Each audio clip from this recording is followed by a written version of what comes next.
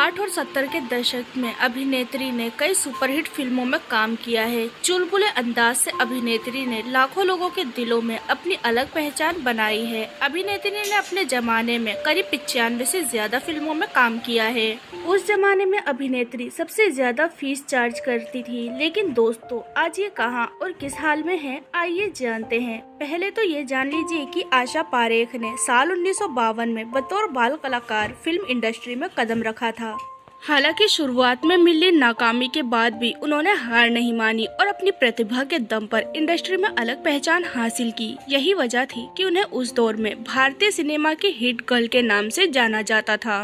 बतौर बाल कलाकार पहली फिल्म करने के बाद आशा ने घराना, जिद्दी, उपकार, आया सावन, झूमके, कटी पतंग, मेरा गांव मेरा देश, कालिया और घर की इज्जत जैसी कई सुपरहिट फिल्मों में काम किया। आशा पारेख ने फिल्मों में एक्टिंग करने के साथ साथ कई गाने भी गाए हैं। वहीं साल 1992 में अभिनेत्री को भारत सरकार द्वारा पद्मश्री से भी सम्मानित किया गया था। बतौर बाल कलाकार फिल्म इंडस्ट्री में कदम रखने वाली अभिनेत्री आशा पारेख जिंदगी भर अकेली रहीं। दरअसल एक्ट्रेस ने कभी शादी ही नहीं की। ऐसे में अभिनेत्री को शादी न करने का अफसोस भी नहीं था। आशा पारेख शादी करना चाहती थी, लेकिन अपनी अधूरी प्रेम कहानी के कारण अभिनेत्री ने आजीवन शादी न करने का फैसला किया। रिपोर्ट की माने तो अभिनेत्री उस जमाने के मशहूर निर्देशक नासिर हुसैन के साथ रिश्ते में थी। उसी समय नासिर हुसैन शादीशुदा थे, जिसके कारण ये रिश्ता किसी मुकाम तक नहीं पहुंच सका। ऐसे में अभिनेत्री ने आजीवन अकेले रहने का फैसला किया। वहीं अपनी इसी प्रेम कहानी के कारण उन्होंने कभी शादी नहीं की थी।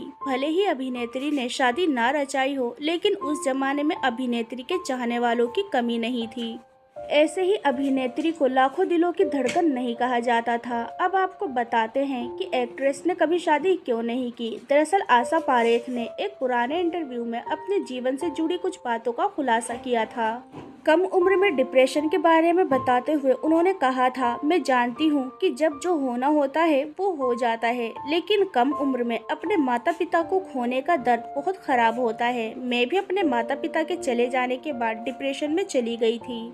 मैं बिल्कुल अकेली हो गई थी और मुझे सब कुछ अकेले ही मैनेज करना था। इससे मुझे डिप्रेशन में डाल दिया था। मैं काफी दुखी महसूस करती थी। मेरे मन में आत्मघाती विचार आने लगे थे। फिर इससे बाहर निकलने के लिए मुझे डॉक्टरों की मदद लेनी पड़ी थी। हालांकि अगर बात की जाए इनके आज के बारे में तो आज ये 80 साल की हो चुकी हैं और पहले के मुताबिक काफी बदली हुई नजर आती हैं, जैसे कि आप इन तस्वीरों में देख सकते हैं। लेकिन इनकी खूबसूरती आज भी बरकरार है, जो आज भी लाखों दिलों की धड़कन बनी हुई है। तो दोस्तों अभी के लिए बस इतना ही। मिलते हैं अगली वीडियो में, तब तक अपना ध्यान रखिए। Bye bye.